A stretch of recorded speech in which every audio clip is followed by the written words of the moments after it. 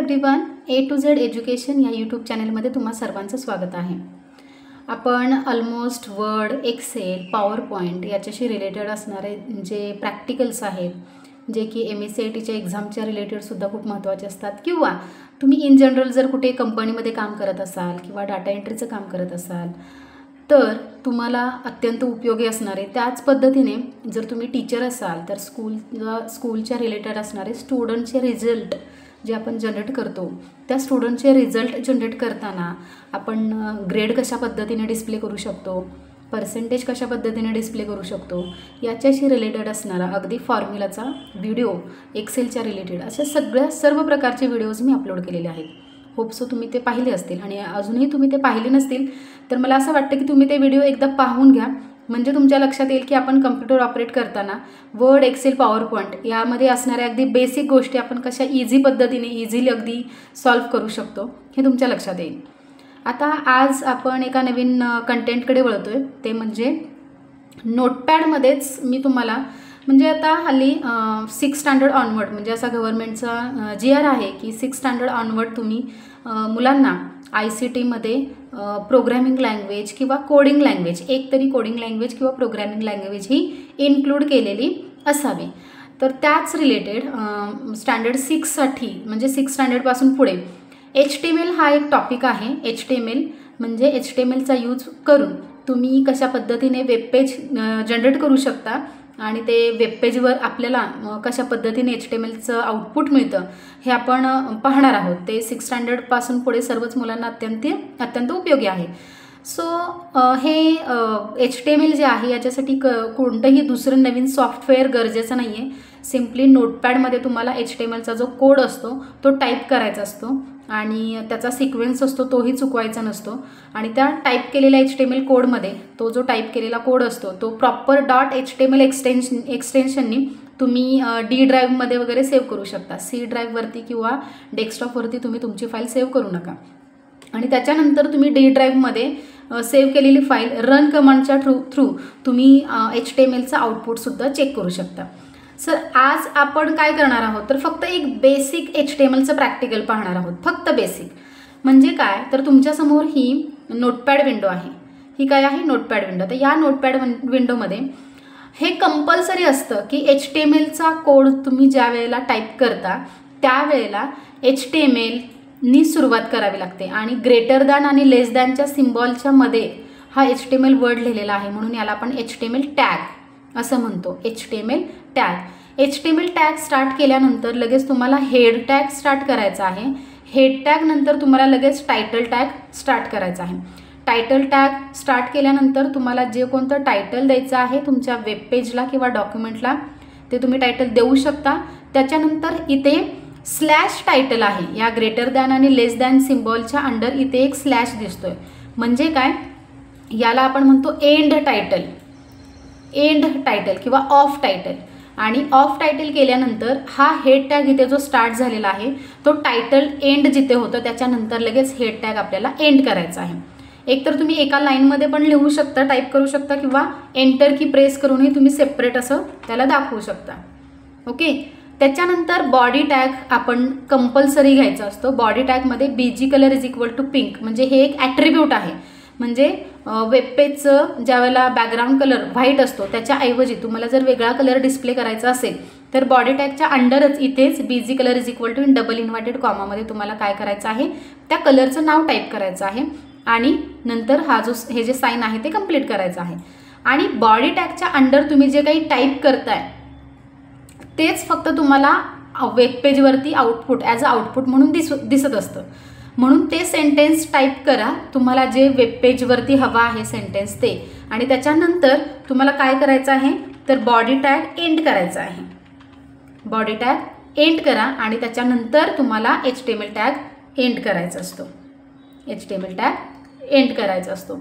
म्हणजे ज्याला स्लॅश नाही आहे, ज्या टॅगला स्लॅश नाही आहे त्याला आपण ऑन टॅग किंवा स्टार्ट टॅग म्हणतो. फॉर एक्झाम्पल हे HTML टॅग, हा जो आहे तो हेड टॅग, हा आहे तो टायटल टॅग, आणि हा आहे तो बॉडी टॅग. याच्या आतमध्ये स्लॅश नाही आहे म्हणून यांना आपण म्हणतो स्टार्ट टॅग किंवा ऑन टॅग. आणि ज्या टॅगला स्लॅश आहे म्हणजे इथे टायटल टॅग जो लिहिला आहे तो विथ स्लॅशनी आपण लिहिलेला आहे. पुन्हा इथे HTML हेड टॅगच्या अंडरही स्लॅश आहे म्हणून हा, आणि हा बॉडी टॅग आणि हा HTML टॅग, ह्या टॅगना आपण म्हणूयात एंड टॅग किंवा ऑफ टॅग. एंड टॅग किंवा ऑफ टॅग, कारण हे टॅग आपण कसे लिहिलेले आहेत, विथ स्लॅशनी लिहिलेले आहेत. स्टार्ट टॅग आणि एंड टॅग किंवा ऑन टॅग आणि ऑफ टॅग होप सो तुम्हाला समजलं असेल. हे सगळं टाईप करून झाल्यानंतर तुम्हाला काय करायचं आहे, तुमची फाईल तुम्हाला सेव्ह करायची आहे. फॉर एक्झाम्पल फाईल आणि सेव्ह ॲजवरती क्लिक करा. सेव्ह ॲजवरती क्लिक केल्याबरोबर सेव्ह ॲज डायलॉग बॉक्स दिसेल. तिथे गेल्यानंतर तुम्हाला काय करायचं आहे, तुमची फाईल डॉक्युमेंटमध्ये, डेस्कटॉपवरती किंवा C ड्राईव्हमध्ये सेव्ह करायची नाही. C ड्राईव्हमध्ये सेव्ह करायची नाही. ती फाईल तुम्ही C ड्राईव्ह सोडून तुमच्या PCमध्ये जे कोणते ड्राईव्हज असतील, local disk D, local disk E, जे कोणते ड्राईव्ह असतील त्यातील कोणत्याही एका ड्राईव्हमध्ये तुम्ही सेव्ह करू शकता. फॉर एक्झाम्पल मी माझी फाईल आता D ड्राईव्हमध्ये सेव्ह करते आणि त्याला नाव देते की फर्स्ट किंवा न्यू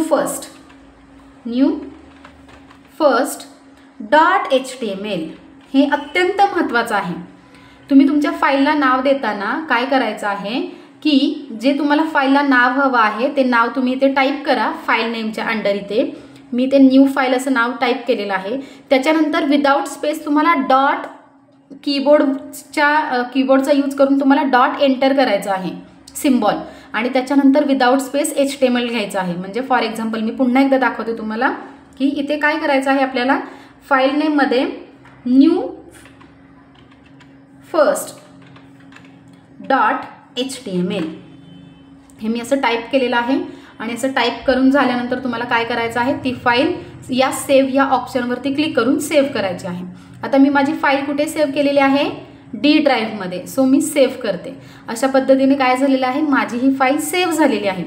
आता सेव्ह झालेली फाईल तुम्हाला कशा पद्धतीने रन करायची आहे ते मी तुम्हाला सांगते. इथे सर्च बॉक्समध्ये तुम्हाला रन टाईप करायचा आहे.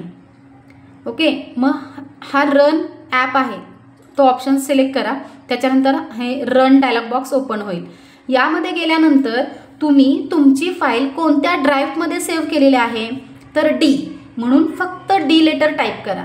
D लेटर टाईप केल्याबरोबर तुम्ही जेवढ्या काही फाईल्स तुम्ही सेव्ह केलेल्या आहेत त्या सर्व HTMLच्या फाईल याची लिस्ट तुमच्यासमोर दिसेल. कारण या अगोदरही मी HTMLचे प्रॅक्टिकल्स केलेले आहेत, त्याचे व्हिडिओसुद्धा आहेत. पण ॲज अ रिव्हिजन म्हणून स्टुडंटची डिमांड असल्यामुळे आपण पुन्हा याचं प्रॅक्टिकल मुलांना दाखवत आहे. सो याच्यामध्ये माझ्या फाईलचं नाव काय होतं, न्यू फर्स्ट. आता इथे लिस्टमध्ये दिसत नाही, सो स्क्रॉल डाऊन करा, तुम्हाला तुमची फाईल दिसेल. येस, इथे आहे माझी फाईल न्यू फर्स्ट .html. फक्त त्याच्यावरती क्लिक करा. क्लिक केल्याबरोबर ती न्यू फर्स्ट .html या ओपन बॉक्समध्ये, रन डायलॉग बॉक्समध्ये दिसेल आणि तुम्हाला फक्त ओके या बटनावरती क्लिक करायचं आहे. ओकेवरती क्लिक केल्याबरोबर तुम्हाला तुमची फाईल रन झालेली दिसेल. येस, हे आहे आपलं आउटपुट. आणि जसं की मी तुम्हाला सांगितलं, आता इथे पिंक कलर का दिसत आहे, कारण की मी इथे body basic colour is equal to pink हे दिलेलं होतं, म्हणून इथे पिंक कलर, वेब पेजला पिंक कलर डिस्प्ले झालेला आहे. आणि त्यामध्ये बॉडी टॅगच्या अंडर माझं कोणतं सेंटेन्स आहे, तर हे एवढंच सेंटेन्स आहे.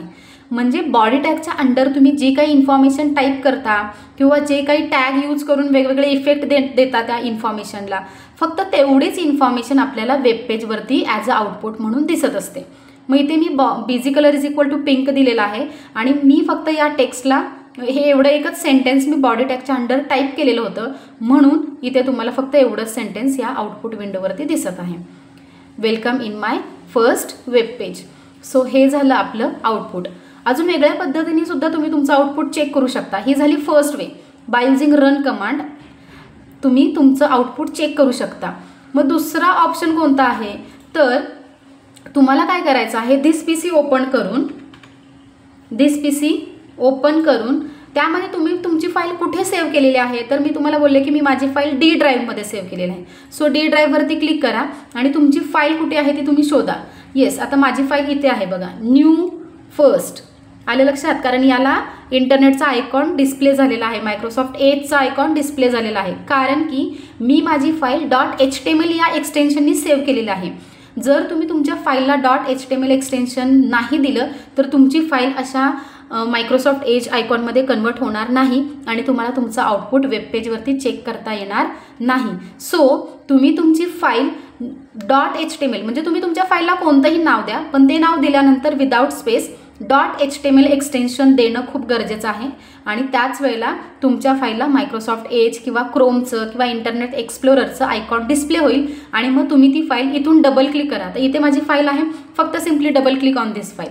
तुम्ही त्या फाईलवरती डबल क्लिक केलं की तुम्हाला इथे आउटपुट मिळतं. हे माझं फर्स्ट आउटपुट आहे, ते रन कमांडचं आहे इथे. आणि सेकंड पुन्हा माझी फाईल रन झालेली आहे, ती याच्या थ्रू झालेली आहे.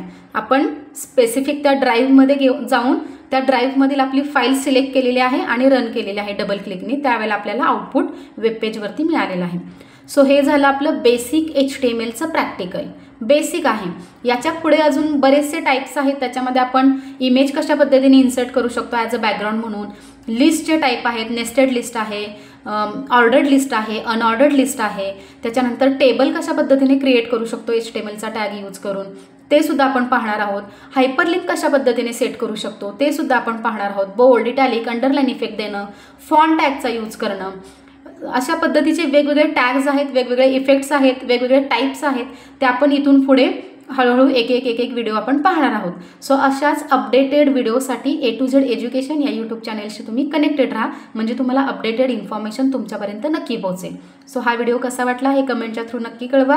व्हिडिओला जास्तीत जास्त लोकांपर्यंत शेअर करा, व्हिडिओला लाईक करा. आणि तुम्ही जर A to Z एज्युकेशन या यूट्यूब चॅनलवरती जर नवीन असाल तर या चॅनलला सबस्क्राईब करायला विसरू नका. थँक्यू.